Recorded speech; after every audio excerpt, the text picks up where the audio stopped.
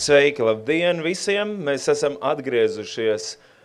Ir otrā lampas, sarunu festivāla lampas diena, pēcpusdiena, un mēs mūsu garajā ceļā jau esam nonākuši pie rehabilitācijas. Man liekas ļoti zīmīgi un piemēroti. Un man ir prieks, ka man blakus sēž Latvijas biomedicīnas pētījuma un studiju centra pētniece Laura Ansone. Čau, Laura! Čau, čau! Tātad, es gatavojoties šai intervijai, lasīju par tavām pētījuma tēmām, ka tā ir, īstenībā es sākšu mazliet vēl vairāk. Es mēģināju saprast, kas ir rehabilitācija.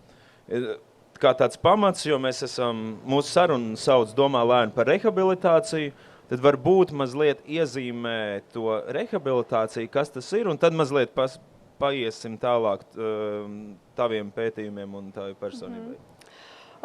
Rehabilitācija tā pavisam vienkārši sakot ir atlapšanas process pēc smagākas vai vidēji smagākas slimības vai kaut kāda stāvokļa un atgriešanās cilvēkam pie tā sava un sava normālā enerģijas līmeņa, kas ir bijis izsists varbūt kaut kādas slimības, gan mentāls, gan fiziskas rezultātā.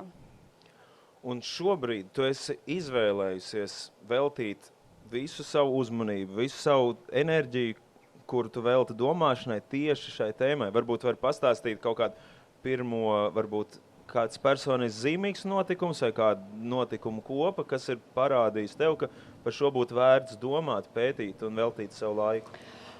Pirmais tas, ko es pētu ikdienā, un mans doktora darbs ir par garo Covid, ir par to, ka cilvēkiem pēc Covid pārslimošanas ilgstoši ir kaut kādas simptomu un komplikācijas, un ļoti bieži tas ir nogurums un slodzes neizturamība. Un, manuprāt, par to ir ļoti svarīgi runāt, jo tā tipiskā atbilde, diemžēl, veselības aprūpē šiem cilvēkiem ir tāda, ka tev ir jātiek, tu esi bijis slims, un tev ir jātiek atpakaļ savā fiziskajā formā, jāvingro, jāiet uz sporta zāli, vēl šitais vai tas. Bet īstenībā tas nav gluži tas pats, kas slikta fiziskā forma. Tad, kad cilvēks ir izgājis, vismaz Covid gadījumā, cauri smagam stāvoklim, arī vieglam stāvoklim citreiz, un ir šis kroniskais nogurums sindroms, cilvēkiem ir bojāta mitohondrija un ir patoloģijas muskuļos. Un īstenībā tas, ko mēs redzam garā Covid pacientiem, ir tieši pārāk strauja atgriešanās pie lielas slodzes, vai liela slodze pasliktina simptomus un padara viņu slimību vēl trakāku un vēl nopietnāku. Un tas ir tas mans profesionālais iemesls, kāpēc es gribu runāt par rehabilitāciju. Otrs ir tas, ka man ir draugi veselības aprūpē, kas strādā, un es pat esmu iesaistījusies arī veselības aprūpas mazliet tā kā politiķu konsultēšanā. Un arī šeit ir ļoti svarīgi, jo mēs jebkurā valstī veselības sistēmās ir ļoti ierobežotie līdzekļi, un mēs, protams, ļoti koncentrējamies uz tiem akūtajiem stāvokļiem, lai cilvēks tajā momentā izdzīvo vai lai nepaliek kaut kādas dramatiskas sekas, bet mēs ļoti maz domājam par prevenciju un par rehabilitāciju, kas ir pirms tā akūtā stāvokļa un kas ir pēc tā akūtā stāvokļa.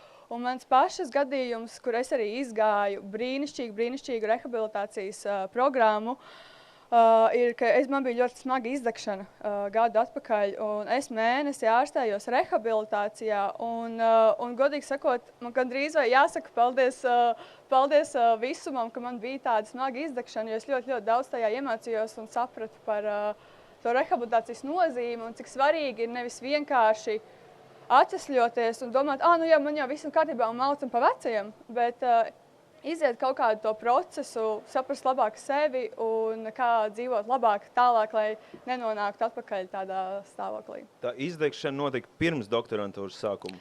Jau esot doktorantūrā. Visiem topošajiem un esošiem doktorantiem, bet es domāju arī es sausajos gan pie vārda izdegšana, gan pie Covid ilglaicīgās sekas, un es domāju, varbūt, ja auditorija pacelt roku vai kāds ir slimojis ar Covid.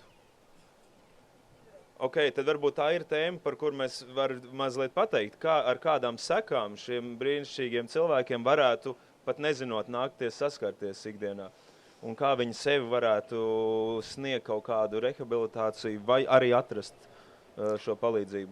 Nu, protams, viens ir tiešām tā cilvēka pašsajūta. Ja ir liekas, ka viss ir kārtībā, tad nav nekas jāmeklē. Nu, nevajag neko meklēt tukšā vietā.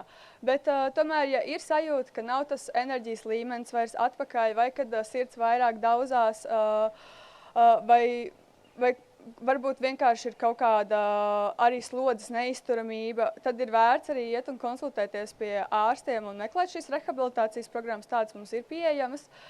Ir dažādi. Īstenībā garais Covid ir tāds lietussarga termins ļoti daudziem stāvokļiem, jo cilvēkiem pēc Covid var attīstīties gan sirds muskuļu bojājumi, gan arī mikrotrombi. Un var attīstīties uz hroniskais nogurums un tiešām ir cilvēki, kuriem atkal ļoti ilgstoši, tas varbūt pie oriģinālā varianta, pie pirmā SARS-CoV-2 vīrusa varianta bija ožas trūkums, un jā, tas tiešām ir tāds lietussarga termins ļoti daudz kam. Bet nu, ir vērts, jebkurā gadījumā, te atkal no rehabilitācijas mazliet pārceļos prevencijā, jebkurā gadījumā ir vērts reizi gadā taisīt analīzes un pārbaudīt, kas notiek orgānos, jo tas, ko es redzu savos datos, un ko es arī redzu runājot ar Covid pacientiem, jūs ar simtiem pacientu savu doktora darbu laikā sazvanījusies un runājusi un ievākus dažādus datus, ir tas, ka tas Covid var uzkrist uz jebkuru orgānu. Un tur tā lieta, cilvēki, kuriem vairāk ir bojājums sirds muskulī, cilvēki, kuriem vairāk ir jau kāds nieru bojājums, diemžēl pieauguši arī pacientos, kuriem ir bijis smags Covid, ir vajadzīga nieru transplantācija, citiem ir kaut kādas disregulētas aknas. Tas, kā jau es teicu, jā, lietussarga termins, kas var būt jebkas. Un viens ir tā rehabilitācija, ja ir bijis smags stāvoklis vai ja nav atgūta pašsajūta, bet otrs ir paša cilvēka prevencija un vēlme saprast, kāpēc es jūtos tā, kā es jūtos, un palīdzības meklēšana. Bet es pareizi saprotu, tātad garā Covid laikā mans Covid tests neteiks, ka man ir Covid. Jā. Un teorētiski man pirms 2 gadiem bija Covid, un tagad ir citas problēmas.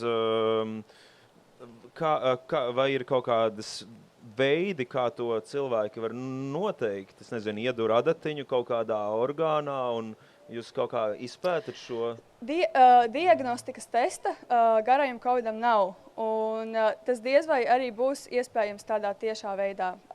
Tas, ko es, piemēram, redzu savos datos, pavisam svaigi dati, es viņus pagājušajā nedēļā tikai izanalizēju, ir tas, ka mēs garā Covid pacientiem, kuriem tiešām tajā veselības reģistrā ir šis garā Covid U099 diagnoze, kuru ārsts jau ir uzstādījis, mēs tomēr redzam, ka pat 3 un 6 mēnešus pēc Covida ir kaut kādas vīrusa paliekas asinīs, un arī es gribētu uzsvērt, ka tas ir nevakcinētiem pacientiem, jo tur jau arī ir tas vakcīnas faktors.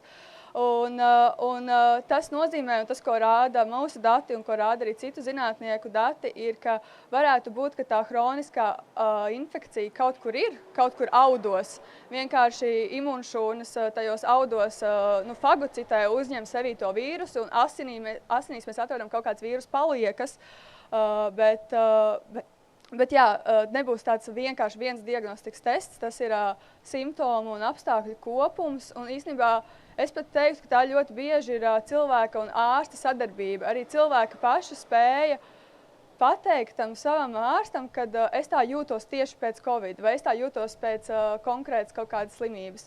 Nevienmēr tas ir vienkārši, jo mums Latvijā populārs piemērs ir laimes slimība, kas arī ir līdzīgi, kad postakūtas infekcijas. Mums vairs neviens tests neuzrāda borelijas baktērijas klātbūtni, bet cilvēkiem ir šie kaut kādi neiroloģiskie simptomi, arī nogurums, galvas sāpes, biežāks, vajadzīgs ilgāks laiks, lai gulētu, lai atjaunotu enerģiju. Un nebūs tāds tests, bet tā ir simptomātiska diagnostika šobrīd. Lai gan daudz kur pasaulē strādā pie biomarķieriem, bet tas nekad nebūs viens biomarķieris, kas ir tas, ko mēs varētu nomērīt, kas liecina. Es arī tā aizdomājos, tu esi interesantā situācijā arī jūs viss institūts kopā, jo jūs pētat tādu tēmu, kuru šobrīd, es tā pieņemu, pēta visa pasaule un arī nezina visa pasaule. Nu, tā kā ir tikko daži stāstītāji, varbūt piemin kaut kādu ļoti vienu konkrētu izolētu tēmu, bet šeit tev ir dati no visas pasaules vienlaicīgi, visi tie jaunumi, un kā varbūt tavs institūts un tavu pētniecība, cik bieži es šodien pētu to, un tikko Slovākijā atnāca, ka viņi arī tikko šito tā kā uzzināja, un vai tā ir tāda tā kā mazliet drūzmēšanās, vai kāda ir tā globālā varbūt šīs tēmas pētīšana?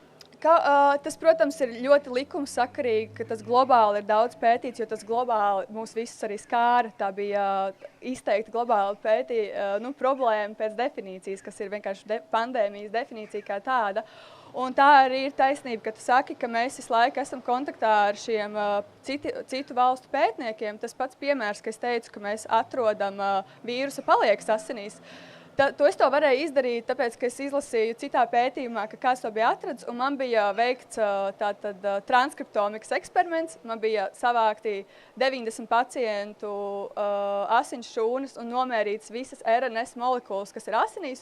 Un tad šo RNS es biju mapējusi pret cilvēka genomu un skatījusies, kādi ir šie aktivētie gēnu ceļi, lai noteikti kādu mehānismu iesaistīt garajā covidā. Bet tad es izlasīju publikāciju, kas teica, ka atrod arī šos vīrusa RNS. Bet tāpēc, ka es biju mapējusi savus datus pret cilvēka genomu, es nemaz neredzu to vīrusa paliekas. Un es paņēmu to, kas paliek pāri, būtībā to, ko visas iepriekš bija izmetusi ārā, un tad es to visu nomapēju pret vīrusu genomiem, un tagad es redzu, jā, tā ir taisnība, un līdz ar to es varu pierādīt, ka viņu dati arī ir pareizi, mēs validējam to, un šī zināšanas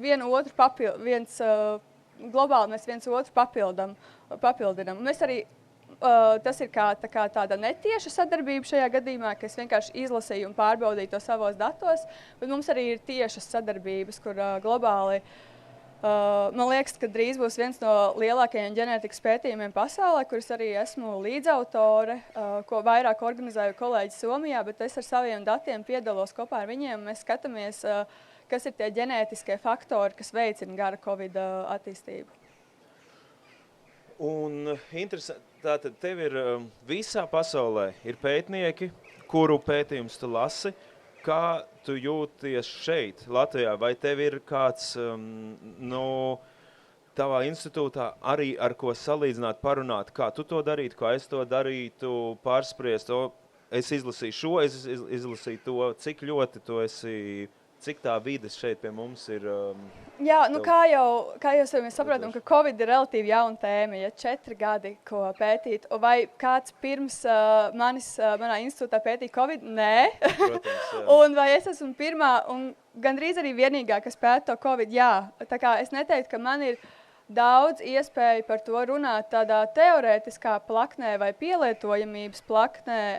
Man vairāk ir iespēja, ko es tiešām saviem kolēģiem daudz konsultējos un kur mēs strādājam kopā ar to, kādas metodas mēs varam vēl tajos eksperimentos ienest, lai gūtu pilnīgāku ainu par to. Ir sevišķi tāpēc, ka tas garā Covid izpausmes ir tik dažādas. Runājot par metodēm, arī aprakstā, ko tu par sevi sniedzi pirms šīs intervijas, norādīja uz vairākām tā kā interesantām struktūrālām problēmām par datu ievākšanu. Un tur parādās arī tēmas, piemēram, par cilvēktiesībām, ar ko mēs runājam šajā skatuvē dažas stundas atpakaļ. Tātad,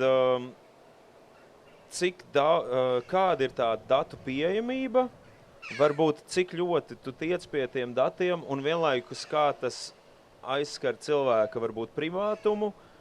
Un sāksim ar to, cik ļoti tev ir nozīmīgi šie dati, un pēc tam parunāsim, kā pie viņiem tikt. Varbūt kādi dati tavā zinātnē tev ir vērtīgi? Jā, tad būtu jāsaprot tas, ka es neesmu epidemiologs, kurš strādā ar viso lielo valsts veselības datiem. Es esmu molekulārais biologs, un mums ir, es strādāju, viena daļa manas slodzes paiet arī strādājot Latvijas Nacionālajā biobankā, kas uzkrāja cilvēku paraugus un izsniedz uz dažādiem pētījumiem dažādās valstīs, jo medicīnas zinātnē ir ļoti svarīgi dabūt pēc iespējas lielākus skaitus, lai dabūtu precīzāku informāciju, kas nav tikai tā kā kaut kāda anekdotisks pierādījums kaut kam.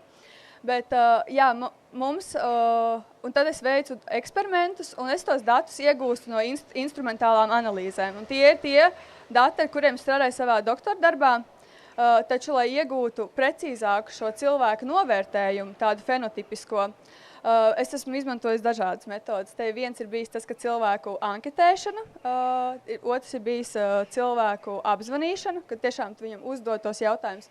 Vai jūs zināt, pie kura vīrusa varianta viļņa jūs slimojāt, vai jūs zināt, kādi ir tie simptomi tajā akūtajā stadijā, kā ir pēc tam novērtēt visus šos jautājumus. Un trešie dati, ar kuriem es strādāju, un ko es man šķiet arī minēju tajā aprakstā, kā potenciāla problēma, ir valsts veselības reģistra dati. Un tāpēc, ka es varu likt kopā šos vairākos datu avotus, viens ir valsts veselības reģistra datus, es lieku kopā ar to, ko paši cilvēki saka par savu veselību, un tur var redzēt, ka ir tā disonance starp to, ka daļa cilvēku viņi atbilst ļoti klasiski garā Covid definīcijai, pēc saviem simptomiem, pēc simptomu ilguma un izpausmes, bet reģistra datos diagnozes nav. Un tad tas nav varbūt mans pētījumu objekts pētīt, kāpēc tas tā ir, bet tas, ko es esmu apmeklējot starptautiskas konferences, tomēr dzirdējis, ka tā ir tā klasiskā veselības aprūpas problēma, kad zinātne iet pa priekšu un ir tā lielā starpības starp to, ko mēs zinātnē zinām, saprotam, mācamies un atziņas iegūstam, un to, cik ātri tas nonāk līdz veselības aprūpas sistēmai, cik reāli ārsti ātri ir informēti par to, kā tās diagnozes piešķirt un ko pēc tam darīt ar to, ka tu nevis vienkārši arī piešķir to diagnozi. Ja mēs zinām, ka tagad šeit diagnozē ir konkrēts kods, mēs varam tam cilvēkam reģistra datos to kodu uzrādīt, bet arī ko darīt ar to kodu, kā tāds kods ir jāārstē, kā tāda diagnoze ir jāārstē. Es kaut kur lasīju vai redzēju kādu interviju, ka no brīža, kad grūtniece atklāja, ka rentgens nodara pāri bērnam, līdz tam, kad tas parādījās likumdošanā, bija pagāja 25 gadi. Kad cilvēki lēnām uzzināja, un tad tas tad tas nozīmē, ka tās lietas, ko tu šobrīd atklāji, vēl nenokļūst līdz pacientiem vai...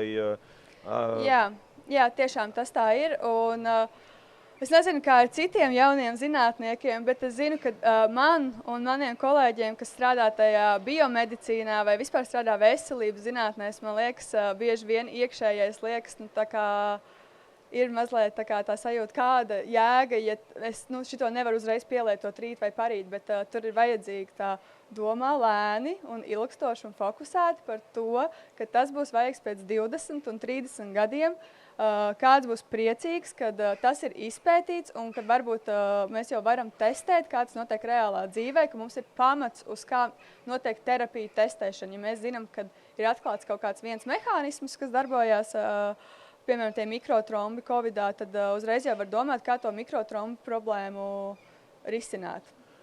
Man ienāca prātā kaut kāda tāda vizuāla bilde, kā tu stāvi pie kaut kādām reģistra, tu nosauci eksemplāru reģistrus, un tad no daudzām atvilknītēm izņem vienu, kur ir kaut kāds biomateriāls, un tad tur arī telefona numurs, kuram pēc tam var uzvanīt, un es domāju, vai es esmu tanī reģistrā vai ne, kā es viņā varētu nokļūt, un cik mana tā bilde varbūt mazliet pajauc viņu, un kāda viņa īstenībā izskatās. Viens ir, kur es personīgi stāvu, dažiem vairāk ir tā biobanka. Biobankā visi paraugi ir aizkodēti ar kodu, jo pētniecība notiek anonīmi. Ja vien cilvēks nav devis specifisku veidu piekrišanu, pētniecība notiek anonīmi. Man kā pētniekam vai cilvēkiem, kas strādā un apstrādā šos paraugus, jo tie ir asins, urīna paraugi, citreiz arī fēču paraugi, visticamāk, cilvēks negrib to apziņu, ka kāds tagad rakājās par maniem materiāliem.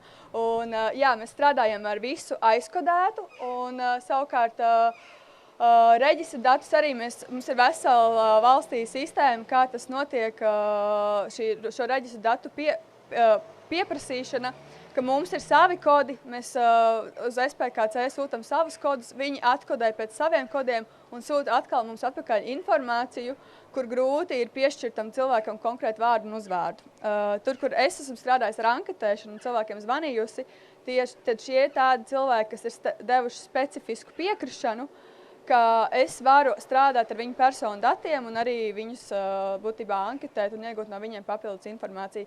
Bet es nekad nelikšu to kopā ar no paraugiem iegūtiem datiem, kas arī nosauc pēc vārdu uzvārdu. Es arī paņemšu šo cilvēku informāciju, arī sakodēšu, un tad šos kodus savienošu savā starpā starp datiem, ko esmu iegūst no instrumentālām analīzēm, analizējot paraugus, kopā ar datiem, ko esmu iegūst no citiem avotiem.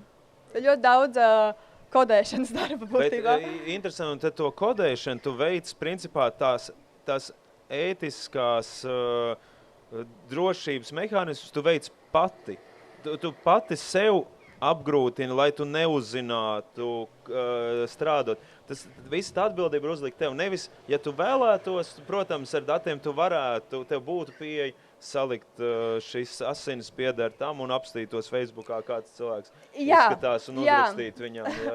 Tiešām, ja teorētiski es ļoti gribētu, droši vien to varētu izdarīt. Bet mēs te uzticamies. Nu, jā, bet mums ir arī viens, tu saki, jā, tā ir atbildība uz mani lielā mērā, bet mums ir arī tam paredzēta infrastruktūra, ko nodrošina Latvijas Nacionālā bibliotēka, kas ir valsts iedzīvotāja genoma datubāze.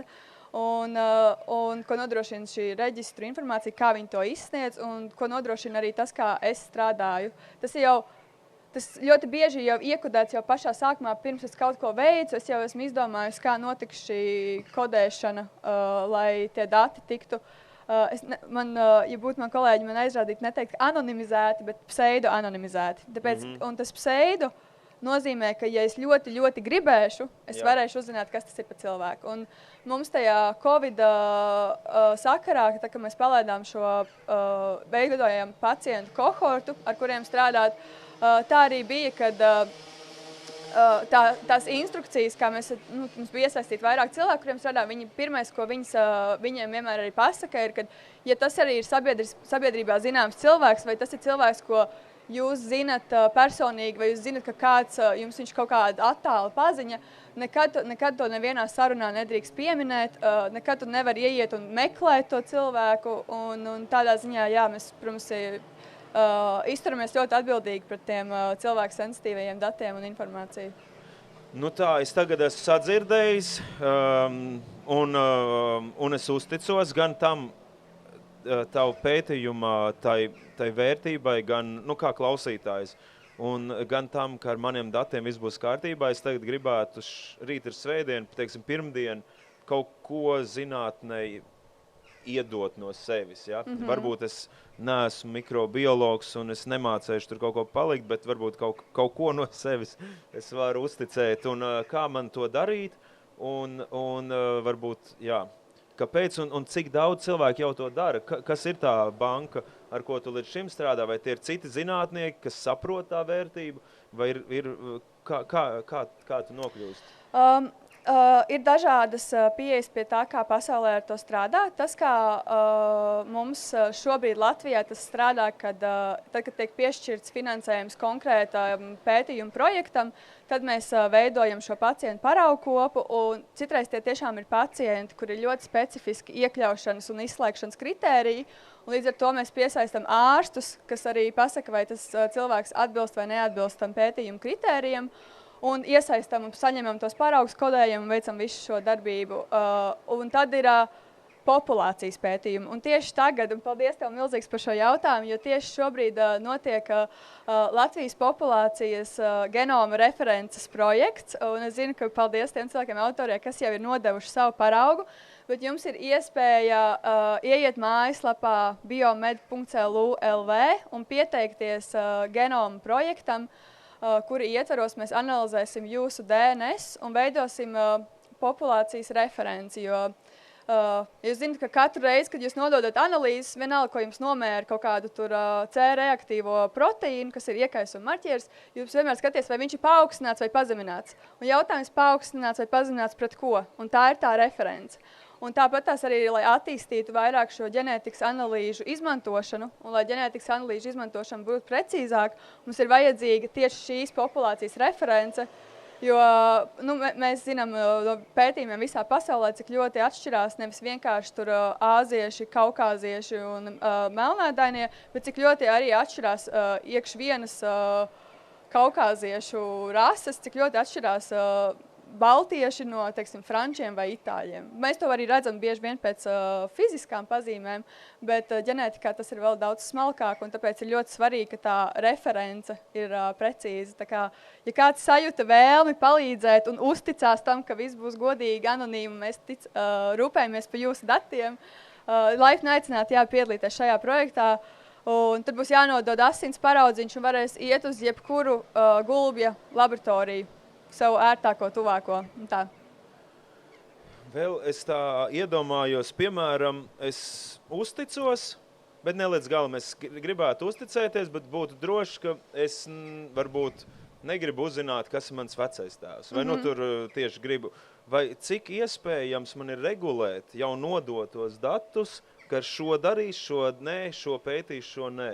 Vai kaut kādā brīdī es vienkārši vai nu pilnībā uzticos, vai nu nekā nepiedalos? Vai ir kaut kādas tādas starpfāzes? Ļoti arī aktuāls jautājums šajā biobankošanā un vispār pētniecībā kā tādā, jo klasiskais modelis paredz to, ka tajā brīdī, kad tu to nodod, tu arī sniedz šo, es gribu zināt to, negribu zināt to, mēs to ņemam vērā un viss. Un tev vairs nav iespēja vispār neko vairs mainīt. To, ko tu tajā brīdī esi domājis, tā arī tas viss paliek. Bet tagad pētniecībā, biomedicīnas pētījumos ienāk tā saucamā dinamiskā piekrišana, un tas dinamiskums dod to, ka tam cilvēkam ir iespēja dzīves laikā mainīt, vai es gribu tagad zināt, vai es negribu zināt, vai es, ja tu sākumā nodod, tu vispār neusticies, tu uztiec tikai labi, latvieši var ar maniem gēniem strādāt, bet es negribu, lai kaut kas nokļūst uz ārzemēm, to arī var atzīmēt un regulēt, vai es negribu, lai farmācijas industrijai kaut kāda pieeja šiem rezultātiem, to arī var regulēt. Bet īstenībā tagad jau mēs attīstam to, kad arī būs iespēja dinamiski. Ja tu tajā vienā brīdī neesi to gribējis, bet tagad ir kaut kādi apstākļi mainījušies, tu esi sapratis, cik īstenībā tas iespējams var ietekmēt veselības aprūpu nākotnē, uzlabot dažādas terapijas, uzlabot precīzāku diagnostiku un pārdomā. Un jā, es gribu tagad piekrist un tā, bet šobrīd tāda iespēja vēl nav. Taču es teiktu, tas ir tiešām pāris gadu jautājums, jo man starp kolēģiem ir cilvēki, kas pie tā tiešām ļoti intensīvi strādā un intensīvi par to domā, lai tā piekrišana būtu dinamiska.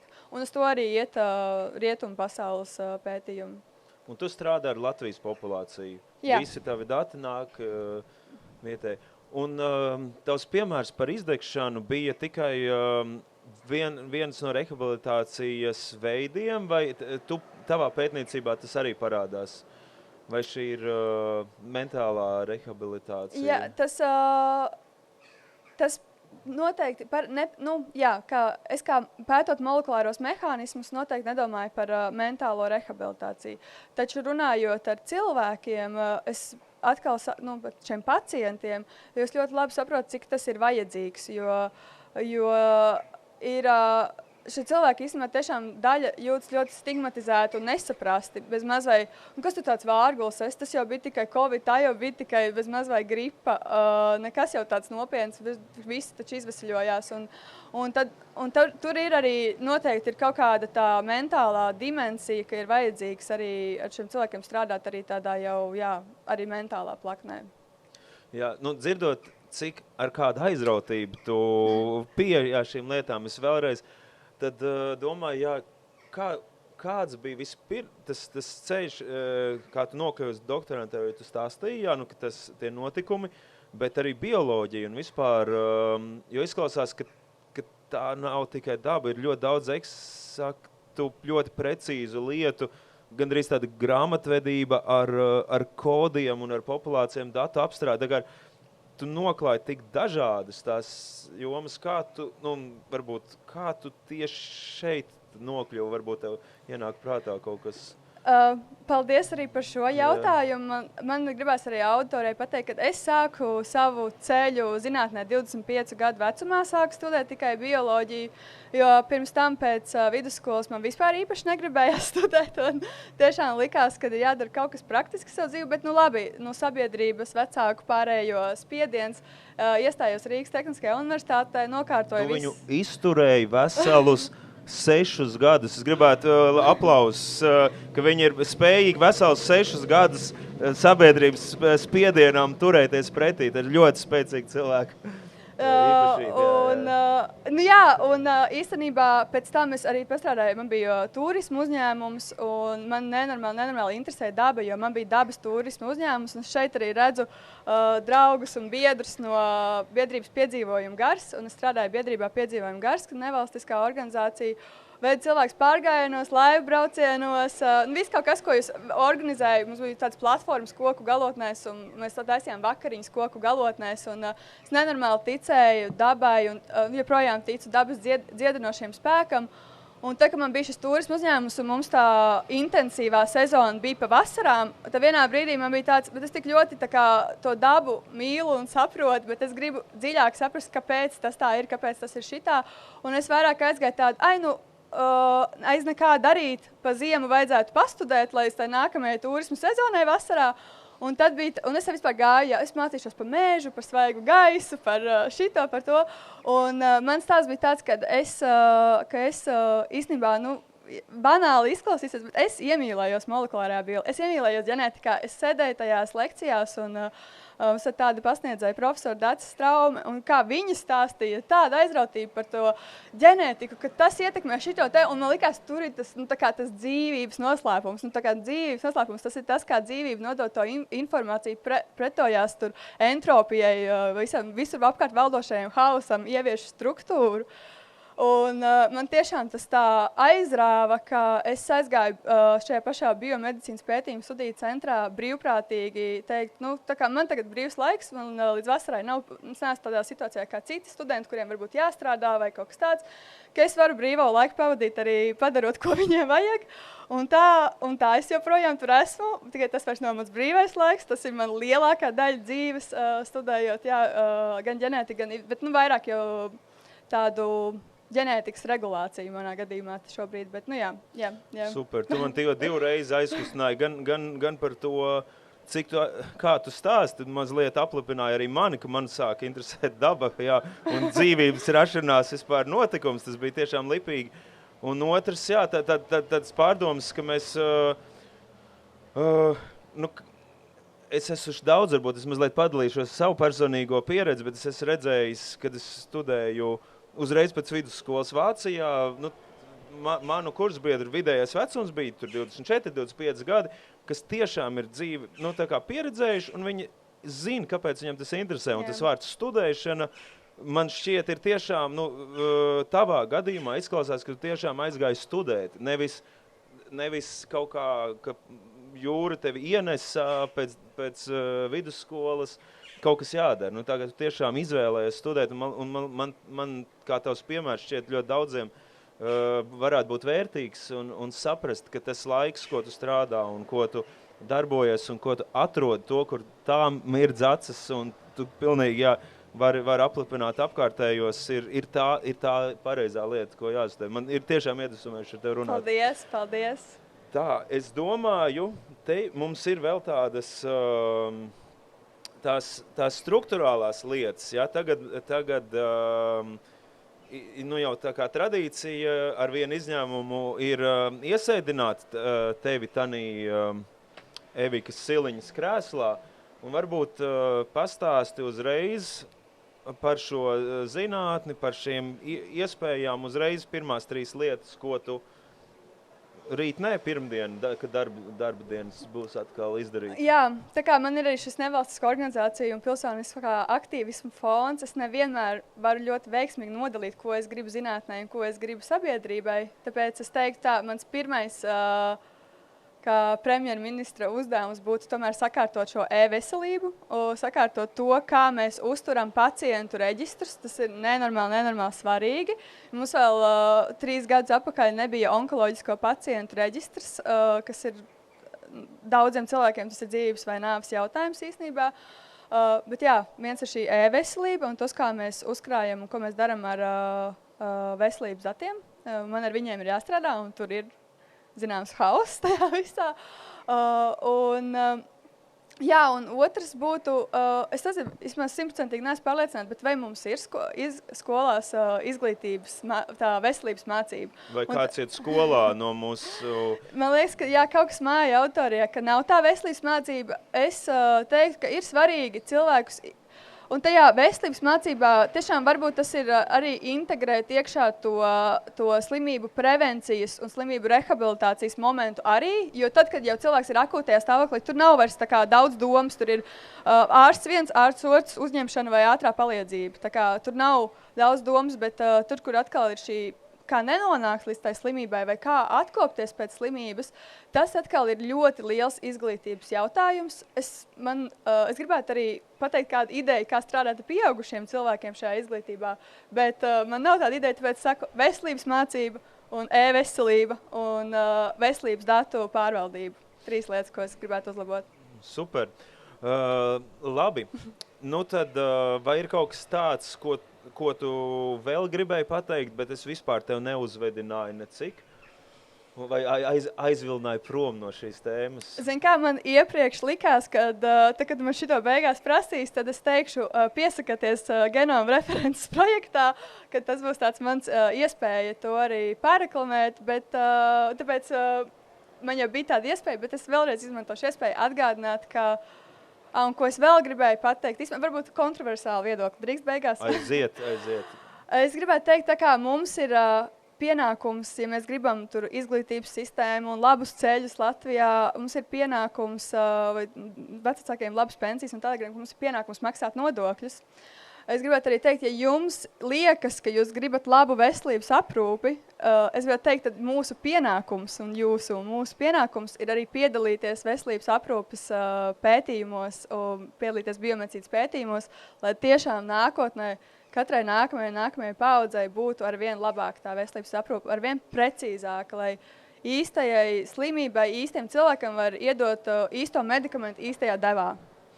Nu, lieliski. Man liekas, jūs visiem ir par ko lēni un kārtīgi padomāt, ko jūs darīsiet ar visām savām, ar savu ķermeni, kā jūs varat vēl bez nodokļiem un palīdzēt zinātnei un varbūt šodien palīdzēt sev pēc 10 un 20 gadiem un būt ļoti pateicīgi. Un es esmu ļoti pateicīgs un visa pasaules mazākā skatu ir ļoti pateicīga Laurai Ansonai par to, kā tu mums iedvesmoji, ko mums izstāstīji un ka dalījies ar savu laiku šajā saulainā Cēsu pēcpusdienā. Paldies, Laura. Paldies. Mums nāk dāvaniņa un Lauras izvēlētais dzēriens. Vai tu gribi dalīties ar to? ļoti, man liekas, zinātnieks dzēriens melna kafija. Melna kafija, lai var urpties cauri izdikšanai. Jā. Visam labi. Paldies. Paldies. Jā.